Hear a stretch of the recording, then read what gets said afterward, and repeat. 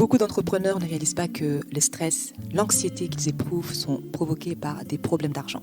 De la finance vous sert au creux de l'oreille tout ce que vous devez savoir pour avoir l'esprit tranquille quand vous pensez à vos finances. Hello tout le monde, bienvenue sur le podcast de la finance mais pas que. Nous aidons celles et ceux qui ont l'esprit d'entreprendre à se libérer du stress provoqué par l'argent et à bâtir de la richesse. Je suis Solange Baboy, consultante financière spécialisée en gestion d'argent. Et aujourd'hui, on va parler de comment est-ce que ton histoire familiale, ton enfance peut impacter comment est-ce que tu te comportes aujourd'hui avec l'argent. Il faut savoir que la manière dont tu as entendu tes parents parler d'argent ou pas a clairement influencé ton attitude face à l'argent dès ta plus tendre enfance. Ceci ne suffit pas à lui seul à définir ton état d'esprit face à l'argent, mais c'est bon d'en être conscient.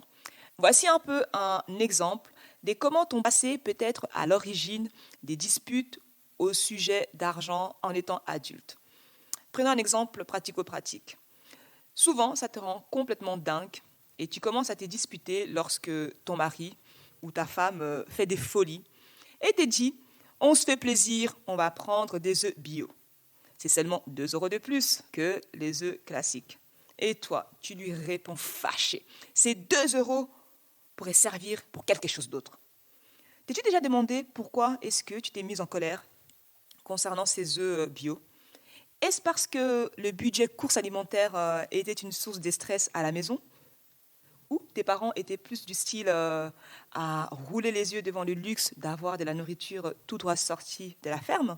Ou peut-être tu es économe parce que tu as grandi avec peu et payer plus cher quelque chose te fait sentir ce qui est parfaitement compréhensible en insécurité. Je ne connais pas ton histoire.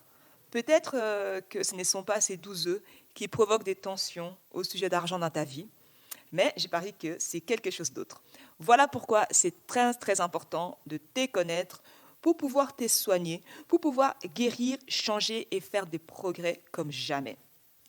Si ça t'intéresse que je développe un peu plus en détail cet aspect histoire familiale, enfance sur notre comportement financier d'aujourd'hui, il te suffit de te rendre dans le groupe Facebook de la finance, mais pas que, et tu mets un post dans lequel tu notes tout simplement « Je veux en savoir plus sur l'impact de l'enfance sur ma relation à l'argent ».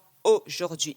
Si j'ai au moins 12 personnes qui se manifestent, eh bien, je ferai un podcast spécial sur cet aspect.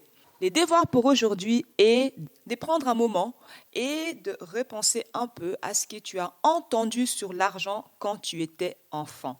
Est-ce que tu as entendu des choses du style « l'argent, ce n'est pas pour nous, nous, on est des petits gens, ceux qui ont l'argent sont sans cœur, les riches, ils sont tous malhonnêtes, de toute manière, l'argent ne fait pas le bonheur, etc. » Donc, prends le temps de réfléchir à toutes ces phrases, toutes ces déclarations que tu as entendues autour de l'argent quand tu étais enfant et note-le sur une feuille de papier. Voilà pour aujourd'hui.